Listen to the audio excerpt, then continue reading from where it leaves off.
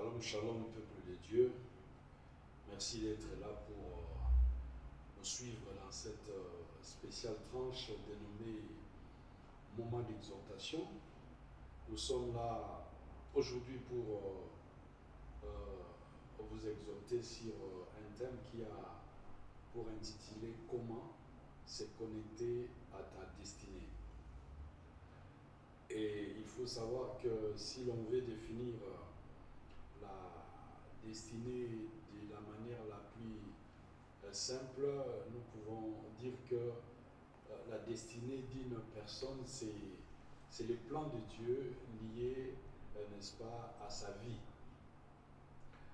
Parce que Dieu a pour chacun de ses enfants un plan, et un plan merveilleux selon qu'il est écrit dans le livre de Jérémie chapitre 29, verset 11. La Bible dit, je connais les plans que j'ai formés sur vous, des plans de prospérité pour vous donner un avenir et de l'espérance.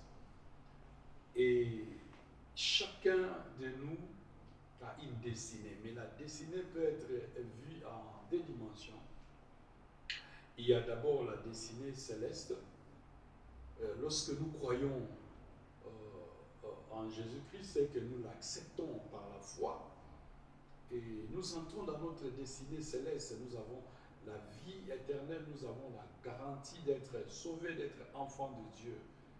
Et la Bible dit dans le livre d'Éphésiens chapitre 2 au verset 8, nous sommes sauvés par la grâce au moyen de la foi. Mais il y a une autre dimension de la destinée, c'est la destinée terrestre. C'est ce qui est lié, n'est-ce pas, à notre vie sur cette terre. Et par rapport à la destinée terrestre, il y a une manière donc de se connecter à cette destinée-là. Il y a des choses que l'on doit connaître, des choses que l'on doit comprendre pour se connecter, n'est-ce pas, à cette destinée. Et c'est de cela que nous allons essayer de parler en peu de mots. Alors, la Bible dit dans le livre d'Hébreux, chapitre 11 au verset 24, la Bible dit que c'est par la foi Moïse refusa d'être appelé fils de la fille de Pharaon. Moïse, c'est cet enfant hébreu qui a grandi, n'est-ce pas, dans la maison de Pharaon, qui a reçu l'instruction, l'éducation dans la maison de Pharaon, qui était un prince, qui était au fait un Égyptien, mais d'origine hébreu. La Bible dit qu'arrivé à un certain âge, il refusa cette identité-là. Il refusa d'être égyptien, il refusa d'être un prince égyptien, il refusa d'être appelé fils de la fille de Pharaon. Parce qu'au fait, Moïse avait compris qu'il avait une destinée.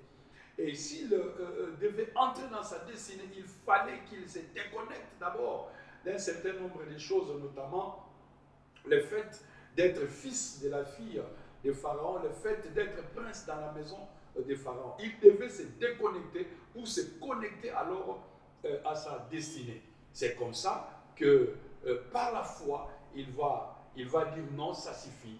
Parce qu'il avait compris qu'au fait, la vie qu'il avait dans la maison de Pharaon, c'était une vie qui n'était pas liée à sa destinée.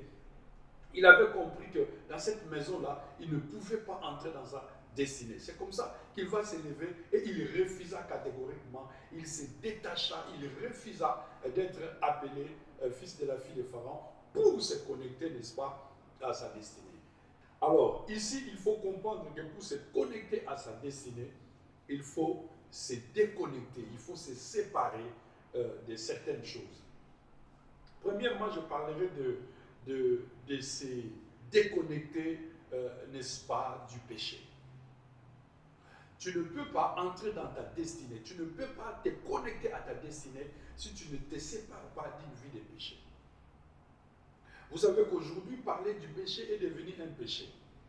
C'est-à-dire que lorsque tu parles du péché, tu peux être considéré comme quelqu'un qui n'a pas grandi dans la foi, quelqu'un qui n'est pas évolué. Mais laissez-moi vous dire que la vie de péché peut t'empêcher d'entrer dans ta destinée. La vie des péchés te coûte cher d'ailleurs. Une vie de péché te ralentit dans ta marche avec le Seigneur. Une vie de péché t'empêche d'être sensible. Vous savez, la destinée, c'est aussi une question de sensibilité. Il y a des choses qui sont liées à ta destinée, des choses, des actes que tu dois poser, qui sont liés à ta destinée. Et pour cela, ça te demande une certaine sensibilité. Il y a des choses que tu dois sentir. Il y a des endroits où tu dois arriver. Mais si tu n'as pas la sensibilité, si tu ne sens rien, si tu ne sens pas que je dois faire ceci ou cela, si tu ne sens pas que je dois aller à tel endroit, si tu ne sens pas que je dois faire alliance avec telle personne, si tu ne sens pas ces choses-là, tu peux être éloigné de ta destinée. Et c'est comme ça que beaucoup de personnes se sont éloignées de leur destinée. Ils n'arrivent pas à se connecter à leur destinée, tout simplement à cause de la vie des péchés, qui te prive d'être rempli du Saint-Esprit, qui te prive d'avoir le discernement, de comprendre ce qui est important pour toi, ce qui est essentiel pour toi, qui te prive de beaucoup de sensibilité spirituelle et qui te prive d'une certaine dimension prophétique dans ta vie qui peut te permettre, n'est-ce pas, de te connecter à ta destinée. C'est pourquoi ici je vais dire aux uns aux autres que pour se connecter, n'est-ce pas, à sa destinée, il faut d'abord et surtout se séparer de la vie des péchés. Considère que la vie des péchés, c'est être appelé fils de la fille de Pharaon. Élève-toi, déclare que je me sépare de cette identité-là. Je me sépare du fait d'être appelé fils de la fille de Pharaon, que je considère ici comme les péchés. Deuxième chose, je veux parler de se déconnecter de certains milieux religieux. Les milieux religieux peuvent avoir une grande influence sur la destinée des hommes. Dans les livres de Genèse, chapitre 12, au verset 1 à 2, Dieu, parlant à Abraham, il lui dit quitte ta patrie, quitte ton pays, quitte la maison de ton père, sors des Charans. Sépare-toi des Charans, déconnecte-toi des Charans parce que je vais te connecter maintenant à ta destinée. Pour se connecter à sa destinée, Abraham était obligé de se séparer, même de la maison de son père, de se séparer des Charans, de quitter Charan. Au fait, Charan était un milieu religieux. L'histoire, les historiens de la Bible disent que Charan était une ville où l'on pratiquait les cultes linéaires. C'était une ville idolâtre. C'était un environnement religieux qui ne pouvait pas permettre à Abraham de se connecter, n'est-ce pas, à sa destinée. C'est pourquoi l'Éternel lui parle et lui dit « Sors de Charan ». Bien-aimé, il y a des milieux religieux, il y a même des églises qui ne peuvent pas t'aider à te connecter, n'est-ce pas, à ta destinée. Écoutez, une église qui te permet de te connecter à ta destinée, c'est une église où tu écoutes la parole prend la place dans ton âme, la parole te communique la foi, la parole te donne l'envie d'aller de l'avant, la parole t'élève. Tu ne peux pas évoluer dans un milieu religieux, dans un milieu ecclésiastique où quand tu vas à l'église, tu es léger et quand tu en sors, tu es lourd, tu portes un fardeau lourd sur toi, un fardeau de condamnation, un fardeau de persécution, un fardeau de culpabilité. La parole qui te conduit dans ta destinée, la parole qui te connecte à ta destinée, c'est une parole qui vient, qui prend la place dans ton âme. C'est une parole qui vient, qui arrose ton âme. Tu sens la force, tu sens la plénitude du Saint-Esprit quand tu écoutes la parole. Tu sens Dieu te parler. Et lorsque, dans un milieu religieux où tu es, on te parle des choses qui te découragent, on te parle des choses qui te déconnectent même de la présence de Dieu, ce n'est pas un milieu qui peut t'aider à te connecter à ta destinée. Un milieu religieux où la sainte doctrine n'est pas prêchée. Écoutez, la Bible dit dans le livre de 2 Jean, chapitre 1, au verset 9, La Bible dit quiconque va plus loin mais ne demeure pas dans la doctrine de Christ n'a point Dieu. Écoutez, vous pouvez prêcher tout, on peut tout te prêcher, mais si ce n'est pas la sainte doctrine, ça ne peut pas t'aider à te connecter, n'est-ce pas, à ta destinée. Parce que celui qui n'est pas dans la sainte doctrine, la Bible dit il n'a point Dieu. Oh, le maître de ta destinée, c'est l'éternel Dieu. C'est lui qui contrôle ta destinée. Si donc tu n'as pas Dieu, comment tu peux te connecter, n'est-ce pas, à ta destinée? Il faut donc être dans un milieu religieux, un milieu qui te permet véritablement d'écouter une parole qui te conduit vers ta destinée, qui te connecte vers ta destinée. Et troisièmement, il faut te déconnecter de certaines personnes pour te connecter à des gens liés à ta destinée. Vous savez, il y a des personnes qui sont vraiment liées à notre destinée. Les personnes que Dieu va mettre sur ton chemin pour te conduire dans ta destinée. Des personnes qui vont t'aider à te connecter à ta destinée. Mais il y a des gens qui viendront dans ta vie pour te détruire. Des gens qui viendront dans ta vie pour t'écarter, t'éloigner de ta destinée. Je les appelle par exemple les vieux prophètes. Lorsque par exemple tu regardes dans le livre de 1 Roi chapitre 13 au verset 11, tu vas constater, tu vas trouver dans ces récits l'histoire d'un jeune prophète avec un vieux prophète. Un jeune prophète qui était plein d'avenir, qui avait une destinée, mais qui a été dérouté par un vieux prophète avec des faux conseils. Et finalement, le jeune est mort comme ça, éloigné de sa destinée, mort sans entrer dans sa destinée. Les vieux prophètes, c'est qui? Les vieux prophètes, c'est des gens qui ont échoué dans ta catégorie. Tu es prédicateur, il est prédicateur, mais lui, il a échoué dans sa catégorie. Il ne t'apportera rien. Bien-aimé, ne marche pas avec des gens qui ont échoué dans leur catégorie. Il était dans le même commerce que toi, il a échoué, il ne t'apportera rien. À part le découragement. Les vieux prophètes, c'est celui qui va te décourager. C'est celui qui sera incapable de te motiver. Il a une mauvaise expérience. Il n'a rien à te communiquer. Les vieux prophètes, c'est celui qui n'a plus rien à perdre. Il n'a rien à perdre. Toi, tu as des choses, tu as une destinée, tu as une vision. Tu es en train de partir quelque part. Ne marche pas avec quelqu'un qui n'a plus rien à perdre parce qu'il a déjà tout perdu. Il va t'entraîner dans la boue, il va t'entraîner dans les péchés, il va te ramener trop bas. Tu as besoin de monter dans ta vie. Tu as besoin d'aller de l'avant. Le vieux prophète, c'est celui qui sera toujours jaloux de toi.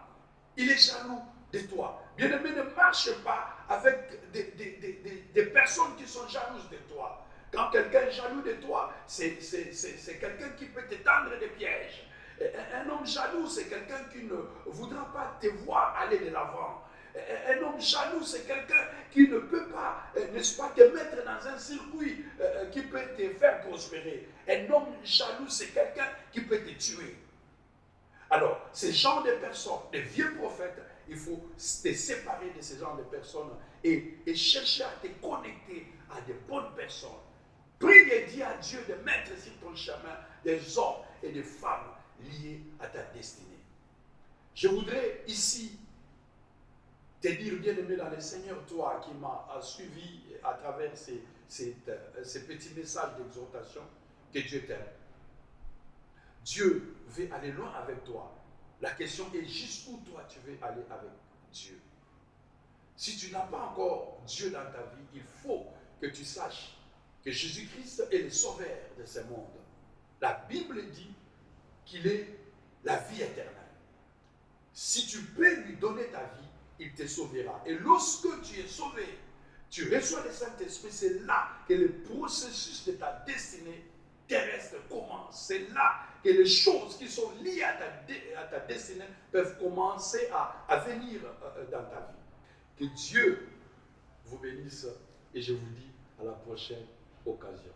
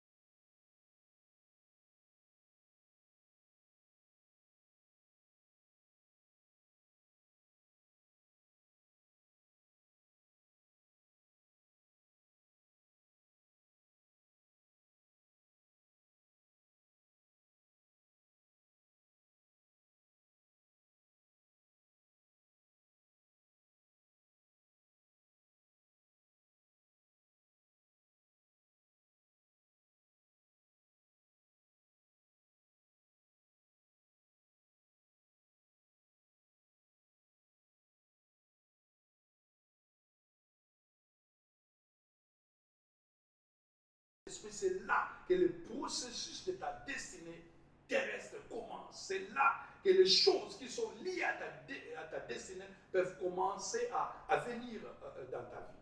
Que Dieu te bénisse. Merci.